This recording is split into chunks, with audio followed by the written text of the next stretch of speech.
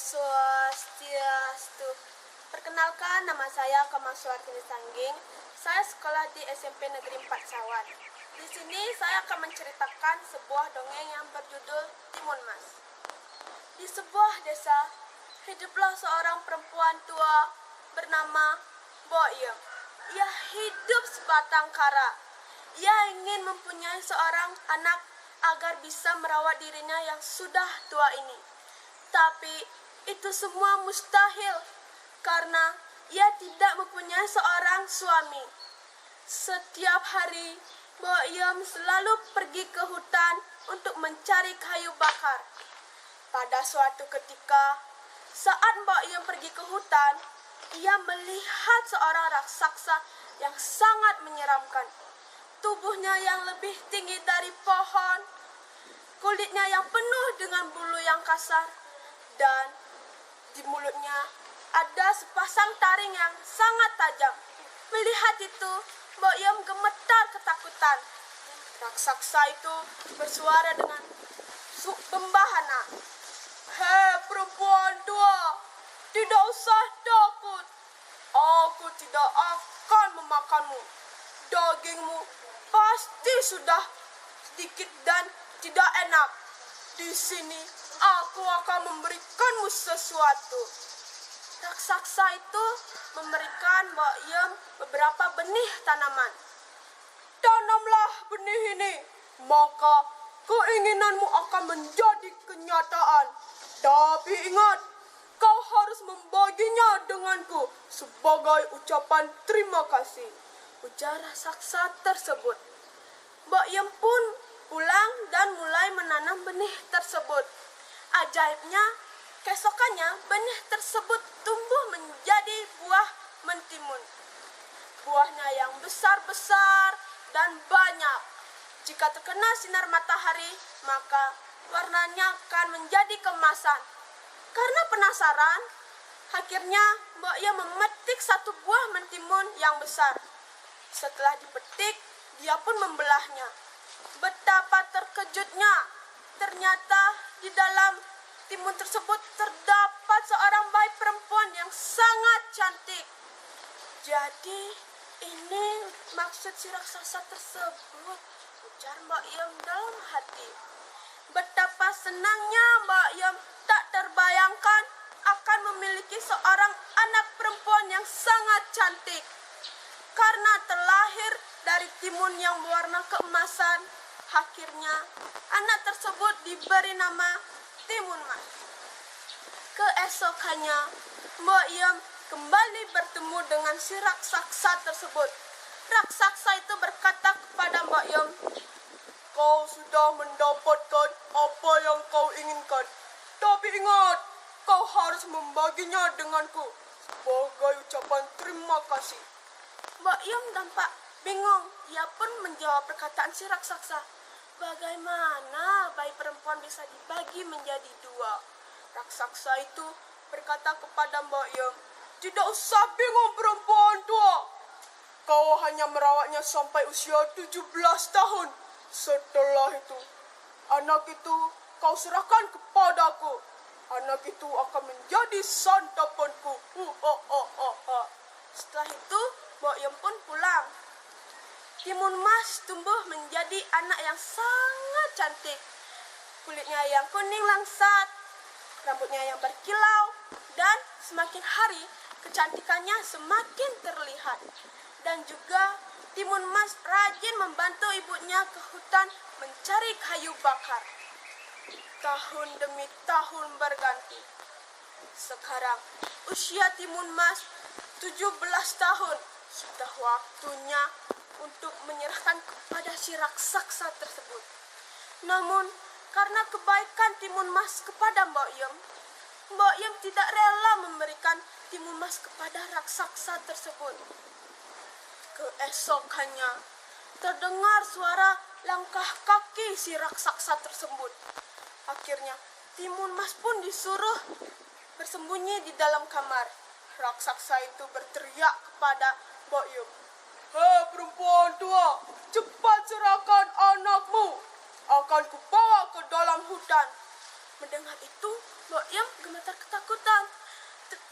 Tuan, anakku sedang mandi. Tubuhnya sangat berbau. Kau pasti tidak mau memakannya. Ujar Mbok Yem berbohong. Baiklah, akan ku beri 1 minggu lagi waktu. Setelah itu, akan ku bawa Timun Mas ke dalam hutan. Setelah berujar tersebut, akhirnya si raksasa kembali ke hutan. Dan Mbok Yem dan Timun Mas masih memiliki waktu 1 minggu untuk bersama. Seminggu kemudian, si raksasa tersebut datang lagi. Kali ini, Timun Mas bersembunyi di dapur. Raksasa itu berteriak kepada Mbok Yem. Hei perempuan tua, di mana anakmu? Cepat serahkan kepadaku. Aku sudah sangat lapar, kata si raksasa. Namun lagi, Mbok Yem berbohong kepada si raksasa. Maaf tuan, Timun Mas sedang ke pasar menjual kayu. Bila saja engkau datang lebih cepat, maka kau akan dapat membawa Timun Mas. Ujar Mbok Yem berbohong. Dengan setengah marah, akhirnya si raksasa tersebut berteriak kepada Mbok Yem. Baiklah, akan ku beri waktu 1 minggu lagi. Jika kau tidak menyerahkan Timun Mas padaku, maka aku akan menghancurkan dirimu beserta rumahmu. Setelah berkata si raksasa, akhirnya raksasa tersebut pergi ke dalam hutan. Mbok Yem nampak bingung dan ketakutan atas ancaman si raksasa tersebut. Ia tidak rela memberikan Timun Mas kepada raksasa. Melihat keadaan ibunya, Timun Mas pun berkata, Ibu, relakanlah aku. Biarkan aku menjadi santapan si raksasa itu, ujar Timun Mas. Namun, Mbok Yem berujar tidak, karena ia tidak tega melihat Timun Mas menjadi santapan si raksasa tersebut. Tidak anakku, tidak. Ibu sangat menyayangimu. Ibu akan melakukan apapun untuk dirimu agar tetap bersama ibu, nak. Ujar Mbok Yem nangis terseduh-seduh. Akhirnya Mbok Yem pergi ke Gunung Sakti, tempat tinggal kakek yang sakti. Di sana Mbok Yem diberi sebuah duri, sebutir garam, sepotong terasi, dan sebuah biji timun. Setelah itu, Mbok Yem berikan itu kepada Timun Mas. Seminggu kemudian, raksasa itu datang lagi. Dia sudah tidak bisa menahan emosinya kepada Mbok Yem. Dia berteriak kepada Mbok Yem. Hei perempuan tua, cepat serahkan anakmu kepadaku. Aku tidak bisa lagi menahan laparku, ucap si raksasa tersebut. Mbok Yem pun berkata, Tuan, Timun Mas sudah menuju ke hutan di tempat tinggalmu. Cepatlah ke tempat tinggalmu. Di sana sudah ada Timun Mas, ujar Mbok Yem. Namun di saat itu Timun Mas pun keluar dari rumahnya lewat pintu belakang. Namun si raksasa tersebut melihat Timun Mas dan langsung dikejarnya Timun Mas. Meskipun panik, Timun Mas masih mengingat perintah ibunya agar melempar sebuah biji mentimun. Ajaibnya, biji mentimun itu berubah menjadi ladang timun yang sangat banyak dan besar-besar. Karena si raksasa kelaparan, akhirnya si raksasa memakan buah timun itu. Saat sudah kenyang, ia kembali mengejar Timun Mas. Langkahnya sudah perlahan karena ia kekenyangan. Tapi si raksasa tidak menyerah. Ia tetap mengejar Timun Mas. Akhirnya, Timun Mas melemparkan sebuah duri kepada si raksasa tersebut. Duri tersebut berubah menjadi sebuah pohon bambu. Tubuh si raksasa tersebut penuh luka akibat tertusuk pohon-pohon bambu. Tapi si raksasa tersebut tetap mengejar Timun Mas. Setelah itu, Timun Mas melemparkan sepotong terasi. Sepotong terasi tersebut berubah menjadi lumpur hisap. Akhirnya tubuh si raksasa tersebut terhisap oleh lumpur itu. Karena sudah kelelahan, akhirnya tubuh si raksasa tersebut tenggelam di lumpur hisap. Tamatlah riwayat si raksasa. Ia tewas terhisap lumpur tersebut. Karena si raksasa sudah tewas, akhirnya kehidupan Baoyom dan Timun Mas menjadi lebih sejahtera.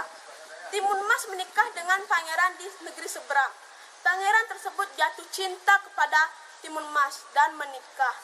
Setelah itu Baoyom dan Timun Mas diboyong untuk ke istana. Setelah itu mereka hidup bahagia selamanya. Sekian teman-teman, itulah cerita yang telah saya jelaskan. Saya akhiri dengan terima kasih dan para mesanti. Om Santi Santi Santi Om.